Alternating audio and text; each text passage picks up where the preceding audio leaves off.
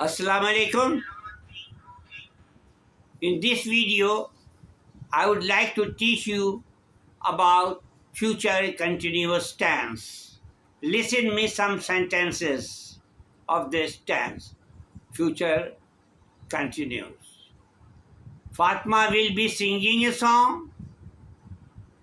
The dogs will be barking. The children will be plucking flowers. She will be cooking food. Fatma will be writing English. Will be और shall be का इस्तेमाल. I shall be writing English यानी कि याद रखिएगा उर्दू के जुमलों में रहा होगा, रही होगी और रहे होंगे.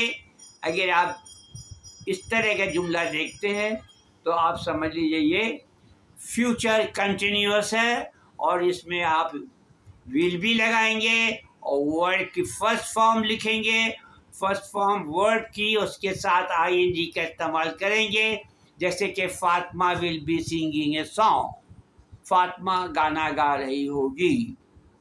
The children will be plucking flowers. बच्चे फूल तोड़ रहे होंगे. The gardener will be watering the plant. माली पौधों को पानी दे रहा होगा. He will be making kites. वो पतंग बना रहा होगा. Ahmed will be writing English. Ahmed English लिख रहा होगा. My mother will be cooking rice. अम्मी चावल पका रही होंगी. इस तरह के जुमले. It will be raining in Karachi. Karachi में बारिश हो रही होगी. यानी रहा होगा, रही होगी, रहे होंगे. इस तरह का जुमला है तो आप समझ लेना कि ये फ्यूचर कंटिन्यूअस टेंस का जुमला है. विल भी आप बोलेंगे और वर्ड की फर्स्ट फॉर्म के साथ आईएनजी लगा के लिखेंगे.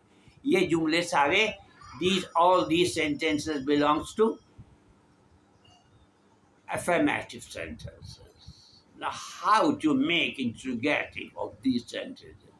Fatma will be writing later. Interrogatives.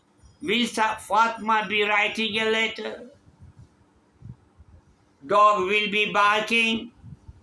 कुत्ते भौंक रहे होंगे. Will dog be barking? The children will be plucking flowers. बच्चे फूल तोड़ रहे होंगे. Ahmed will be driving a car. Ahmed car चला रहा होगा. आपने इंट्रोगेटिव बनाना. विल को पहले लिख दीजिएगा और बाकी जुमला. Will Ahmed be driving a car. Negative बनाने के लिए आपके विल नॉट का इस्तेमाल करेंगे. Ahmed will not be driving a car. The children will not be plucking flower. बच्चे फूल नहीं तोड़ रहे होंगे. याद रखिएगा Ahmad will be driving a car. Ahmad एक कार चला रहा होगा.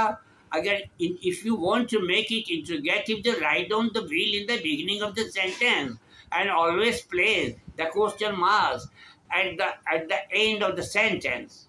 Don't forget it. Number cut जाते हैं. अब देखिए अब आपके इम्तहान में किस तरह के सवाल आ सकते हैं. एक तो ट्रांसलेशन आ सकता है आसानी से कि फातिमा इंग्लिश लिख रही होगी. Fatima will be writing English. आपने ट्रांसलेशन बना लिया. ठीक है. अगर इस तरह सवाल आता है Fatima will be writing English, इसको नेगेटिव बनाइए. Change the sentence into negative. तो Fatima will not singing a song. Fatima will not writing English. will not लगाकर आप नेगेटिव बनाएंगे और will को और shall को जुमले के पहले में आप लिखेंगे तो इंट्रोगेटिव है. थोड़ी देर के लिए.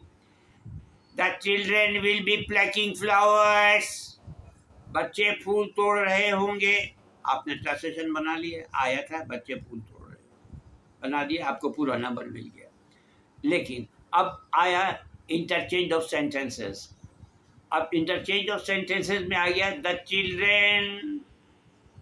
Children will be plucking flowers, change into negative, then the children will not be plucking flowers. The gardener will be watering the plant. याद रखिएगा, वाटर माने पानी भी होता है, वाटर माने पानी देना भी होता है, दोनों चीजें, वर्ब भी है नाउन भी। My mother will be cooking food. Question क्या है? Change into interrogative. Will my mother be cooking food? और आखिर में आपने क्वेश्चन मार्क्स लगाना है। ये आसान सा था जो आपको मैंने बताया, और मेरी दुआ है आप सबके लिए कि आप अच्छे नंबरों से पास करें। लेकिन एक बात कहूँगा कि आपको मेरी एक जुमला भी समझ में आया हो, आपके जहन में बात मेरी उतरी हो, तो आप प्लीज़ इसको एक टीचर की हौसला अफजाई कीजिएगा, सब्सक्राइब कीजिएगा और लाइक कीजिएगा। I wish you good luck. Allah हाफिज़। अगले वीडियो में प्रेजेंट परफेक्ट के बारे में आपको फ्यूचर परफेक्ट के बारे में आपको बताऊंगा। उस वक्त तक के लिए अल्लाह हाफिज़।